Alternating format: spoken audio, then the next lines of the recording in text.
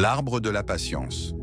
Dans le village de Koudiadien, niché au cœur du Sahel, les saisons régnaient comme des rois capricieux. La pluie ne venait qu'en visite, courte et bruyante, laissant derrière elle des terres assoiffées et des visages brûlés par le soleil. C'est dans ce village que vivait El Hadj Malang, un vieil homme au dos courbé comme un arc ancien, mais à l'esprit droit comme une flèche. Tous le connaissaient pour sa sagesse silencieuse, sa prière du matin et sa canne sculptée à la main avec des symboles anciens du peuple Peul. Un matin, alors que les coqs n'avaient même pas encore crié, il prit une houe, un bidon d'eau et une petite pousse d'arbre enveloppée dans un pagne humide. Il marcha jusqu'au bord du village, là où le sable avalait tout, les graines, les espoirs et même les souvenirs. Il creusa lentement, doucement, comme s'il écrivait une lettre à la terre. Puis il planta. Un jeune homme, Boubacar, le vit et éclata de rire. Il était fort, vif, toujours entouré de ses amis, le genre de jeunesse qui croit que le monde commence avec eux et finira sans eux. « Vieux père, lança-t-il, tu te fatigues pour rien. Cet arbre ne donnera pas un fruit avant 10-15 ans. Tu seras poussière avant lui. » Malang sourit, essuya la sueur de son front et répondit « Mon fils, je mange aujourd'hui les mangues d'arbres que je n'ai pas plantés. J'offre la même chance à ceux qui viendront après moi. » Boubacar secoua la tête et partit en riant. Les années passent comme le vent. Le temps, ce grand sculpteur de destin, passa. Les enfants devinrent jeunes hommes. Les jeunes hommes devinrent pères. Et Malang, lui, s'éteignit doucement une nuit, dans la paix d'un dernier souffle, sous les étoiles qu'il aimait contempler. Personne ne pensait vraiment à cet arbre.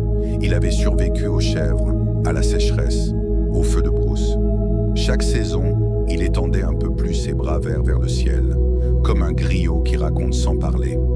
Puis, un jour, la terre trembla d'une autre manière. Une sécheresse si rude que les femmes allaient 2 kilomètres pour trouver de l'eau. Les enfants s'évanouissaient de chaleur.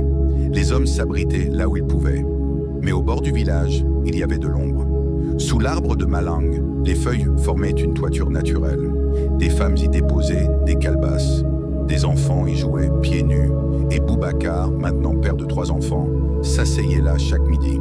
Un jour, alors qu'il partageait du mil avec ses enfants sous l'arbre, il caressa le tronc rugueux et murmura « C'est cet arbre que j'avais moqué. » Son fils aîné, curieux, demanda « Qui l'a planté, papa ?» Boubacar resta silencieux un moment, puis dit « Un homme qui pensait plus loin que son ombre, une sagesse ancienne. » À Koudiadien, planter un arbre n'était pas qu'un geste, c'était un acte spirituel. Chez les anciens, chaque arbre avait une âme. Le néré, par exemple, symbolisait l'endurance. Le baobab, la mémoire.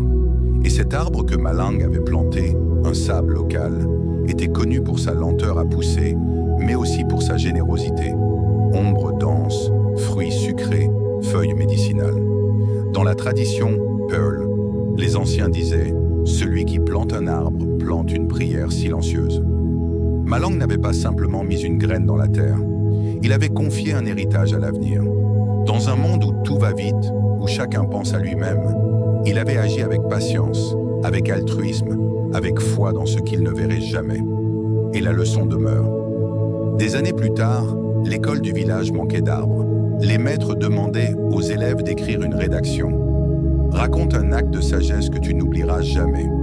Le fils de Boubacar écrivit « Mon grand-père n'est pas célèbre, il n'a pas été roi, il n'a pas laissé d'or, mais il a laissé un arbre. Et chaque fois que je m'assieds dessous, je comprends que les plus grands actes ne font pas de bruit. » Morale finale. Ce que tu fais aujourd'hui n'est peut-être pas pour toi, mais fais-le quand même, car un jour, quelqu'un remerciera ton silence, ta patience et ton geste invisible. C'est ça, la vraie sagesse africaine.